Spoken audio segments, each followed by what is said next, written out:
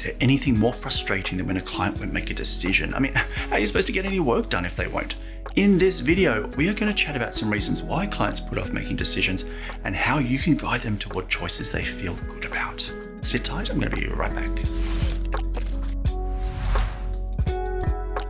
Hi heroes, I'm Warwick Brown, founder at Account Manager Tips, host of the CAM Club, and on a mission to help busy key account managers get results. And talking of results, one of your goals as a key account manager is to keep your clients happy and satisfied with your solutions. But look, it's hard to get to that point, right, if those clients never make a decision. You do all the right things, but they're still holding back. So what's going on?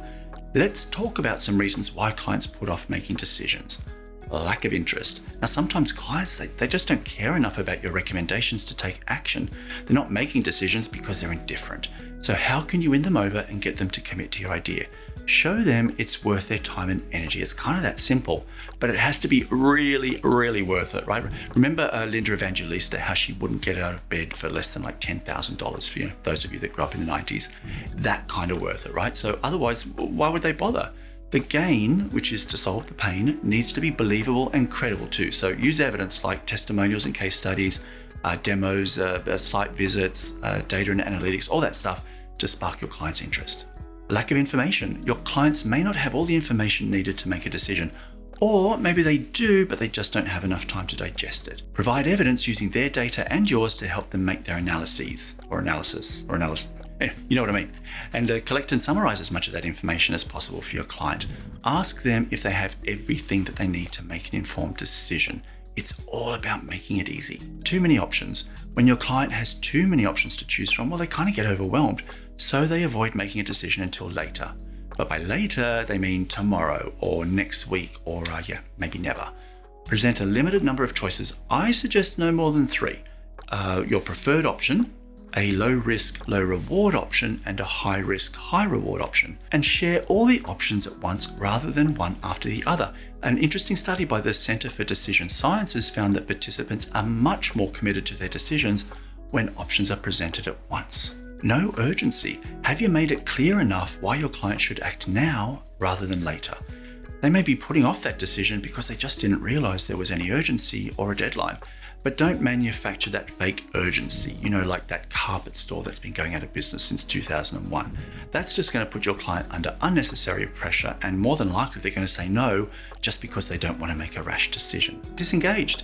Quite frankly, you've bored them or pissed them off, or both. Either way, it's not good.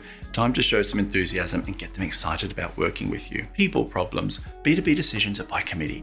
A Gartner study found the typical buying group for a complex B2B solution involves, guess how many decision makers? 6 to 10.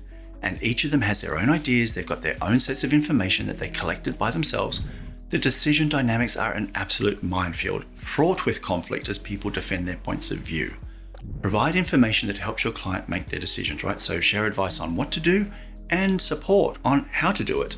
Decision fatigue. Now, we humans make as many as 35,000 decisions a day.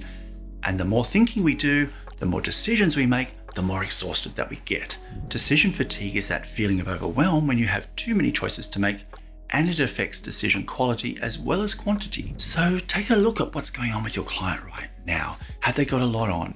Can you simplify the decisions you're asking them to make? Can you delay them?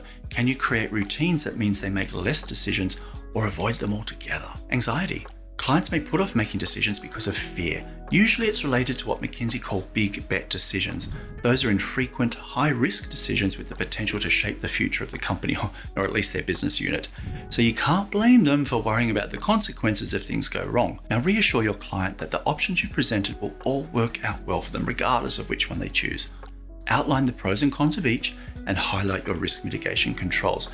You might even offer to reverse the decision if it doesn't work out. So how do you move clients from thinking to doing? We've talked a little bit about this, but here are a few more tips. Don't expect too much too soon. You have to earn trust. Start with small requests and get some quick wins under your belt. Then you can talk to your client about bigger decisions. Don't ask too often. Now picture it. You ask your client for a favor. They say yes. So you think, oh, I'll hit them up for another one. And they say yes. And then you hit them up for another and another until you've worn out your welcome and they stop returning your calls. So don't take advantage or rely on your client's kindness and cooperation. It may be in limited supply if you push it and come back to bite you later. Be patient. Don't rush your clients to make decisions. It reeks of desperation and a term I just learned, commission breath. Now, commission breath is an expression used to describe a person who is so hungry for a sale, they will say or do anything to get it. They need a commission so bad, the prospects can smell it on their breath a mile away. They are more interested in the commission than in the relationship. A great succinct definition of commission breath by Liz Wendling, and it says it all. You are in this to build influential relationships with long-lasting rewards, right? So don't blow it on a quick win. Address the pain. In the Persuasion Code, authors Morin and Renvars identify 3 sources of pain. Financial pain, which refers to economic aspects like revenue loss, profitability, or return on investment. Use evidence to reassure your clients that you've considered risks and made contingency plans. Strategic pain, which is anything that may impact the delivery of products and services. Typical pains are poor quality, inefficiency, and delays. So for that, you can share information on historical performance, benchmarks, testimonials, and industry analysis. All that will go a long way to help reduce fear of lack of control. And personal pain, those are any negative impacts on your key contact's personal life. Job insecurity, long working hours, stress, they are just some of the emotions they might be feeling. How can your solution, or you indeed, reduce or even eliminate some of these? Maximize the value you offer in solving these challenges. Highlight the difference between value and cost and break it down into that pain versus gain. Now, if you're struggling with getting your clients to make a decision and you'd like my help, think about joining the CAM Club. We're building the world's greatest key account management community with all the tools, training, and coaching you need to help you succeed. And you can get some one-on-one time with me there too. Learn more at amtip.co/camclub or grab the link from the description box below. So let's do a recap. Effective decision making is vital for B2B relationships to function. I mean, it's how we get work done, right? But for many clients, making decisions is often difficult. There are a lot of reasons for their indecisiveness. Let's run through them. Lack of interest, lack of information, too many options, no urgency, disengaged, people problems, decision fatigue, and anxiety. But with patience and preparation, you can guide your clients through the decision-making process and you can make them feel good about their choices. So thanks for watching, heroes. If you enjoyed this video, like, share, and subscribe. It really does help the channel out. Hey, and drop a comment below and let me know what you do to help your clients make decisions. I'd love to hear from you. If you want to keep watching, I recommend the right questions to ask your clients to get to know them. And until next time, bye for now.